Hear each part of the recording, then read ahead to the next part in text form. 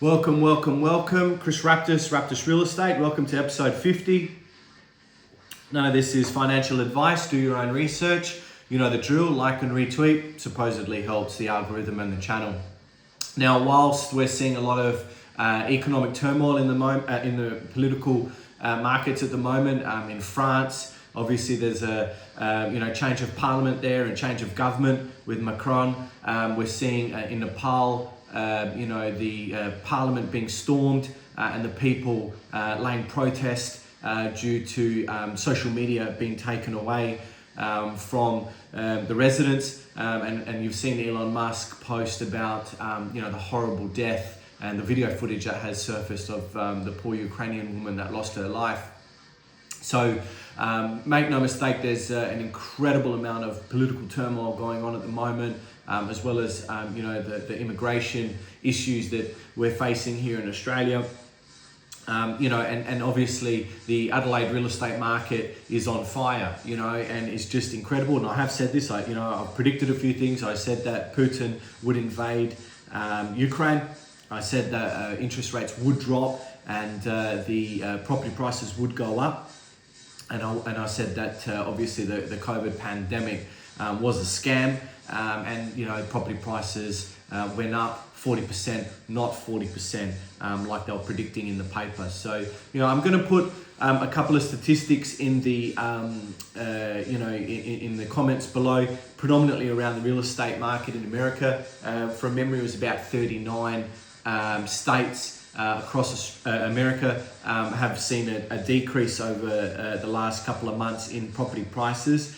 We've seen gold take out its 1980 January high, which is just incredible. Bitcoin coming off the boil there around that 111,000 mark USD. So what we're seeing is that Elon Musk is going to become a trillionaire. Right, that's been predicted. Now, if you don't see how this is relevant, well, it means that he'll be the first trillionaire in the world when it was all about billions and now it's trillions. So it's like money is just being treated like what 1 and 2 cents used to be in Australia. They just abolished it, right? So things are going to continuously be artificially pumped. Things are going to continuously become more expensive. That's including groceries. Beef is also at an all-time high as well. So, it's in Adelaide, it's a seller's market. There's no doubt about that. We saw 0.9% growth in August for the month of, Adelaide, and overall around 6 to 7% growth, for Adelaide. So I'm going to put a few of the statistics below in the comments. Auction clearance rate around 73% last week. With over 106 auctions scheduled, and about 1,800 properties have come on the market in the last 4 weeks for the spring selling sensation. So where does that lead you? Well, it means that unfortunately, if you're not in the property market and you're just watching this, then my advice is to get a health check. Speak to speak to a broker.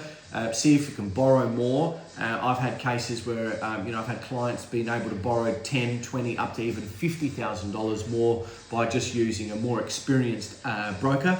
So if you're looking at a health check, and for those that have actually messaged me and said, look, Chris, what should I do? What are your thoughts? Not anything to do with selling or property management at all. Might have just been a past tenant or a past client or a friend or a family that watches these videos on LinkedIn, YouTube, Facebook, etc., Instagram, and all we can do is help, right? When we've been in the real estate game for 20 years, all you can do is give you your opinions, help, and just do the best that you can, right? Because we've made our money, we've built up our reputations over GFC, over the pandemic. There's been peaks and troughs, and the good real estate agents that give good service, are the ones that tend to last. Unfortunately, there's a lot of cowboys in the industry. It is what it is. You can't change it. And unfortunately, a lot of people, succumb to the big firms and think that they're going to do the right thing. I'm going to call out a few agents, and in saying that, not by name, but I have seen and heard a lot of bad stories as of late of agents not presenting offers. It's illegal in South Australia for real estate agents not to produce an offer, and I can snippet that legislation and put it in the comment section later. But you know, this is why you're seeing some agents have a lot of stock as well, is because they're always pushing the subject to sale offers. They're not always going for the cash or the finance, subject to finance offers, and they're getting caught out. And I think that that's a major thing that we're seeing, you know, especially in the Eastern Seaboard with underquoting, with certain real estate agents being caught underquoting. So, you know, the cowboy antics have got to stop.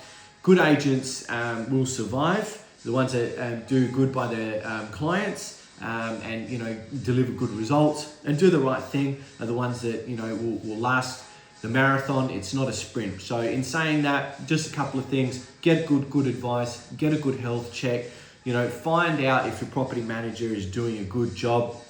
I get so many complaints about property managers, you know, and how they don't do their job. Well, there's good property managers out there, there's bad property managers out there, same with doctors, the same with all professions. So make sure, you know, you're going into the end of the year, and, you know, with your new year, that's only just around the corner. You know, we're in September now, there's only a couple of months, soon enough, it'll be Christmas.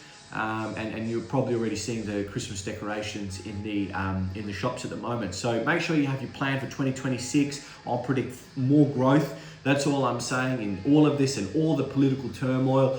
All it means is it divides us. The banks will continue to make money. The properties will continue to go up. The prices will go up. And, you know, unfortunately, it is what it is. So for those that are predicting a big property bubble bust, it hasn't happened in Australia. GFC was probably the closest that we had, 2008, where property prices, you know, took a fall. Again, the whales came in and they bought up those properties. They scooped up in those positions for those that, you know, got shaken out and thought that the bad times were going to continue to roll. So don't believe the media, be positive, it's hump day, and don't be shaken out of your positions, because I believe that the properties, you know, will be more expensive next year. It's a good time to be a real estate agent because things are moving very quickly. But, you know, when things do tighten up, and they always do in Adelaide, you know, it always goes up, plateaus a little bit for a few years and then goes up again. So, you know, those that are capitalizing on the growth, you know, I say good on you. Some that are coming into the industry, you know, now you may not see these kind of good times. Things might get a little bit more challenging, and that's when, you know, agents like myself that have built up a property business over the 20 years seem to, you know, withstand the winters. So that being said, make sure you have all your ducks in a row. Get the best advice that you can. If you're watching these videos to be motivated, do it. Be thankful that we're living in Australia and that we're living in the best country in the world. And I'm biased. Adelaide, I believe, is the best city in Australia. You know, finally, I'm seeing clients that have, you know, not benefited from real estate are starting to benefit from their, you know, positions that they've made 10, 20, 30 years ago. So, you know, there's nothing wrong with taking profits and selling property. There's nothing wrong with that at all. And, you know, some of my clients have held their properties for some time and they just want to, you know, liquidate those assets to have cash. So, you know, if there is maybe a correction, they'll jump on the bandwagon and buy some properties. So, you know, as they say, buy low, sell high. I seem to buy high and sell low. Just kidding. Anyway, see you on the next one. Take care. Bye, guys.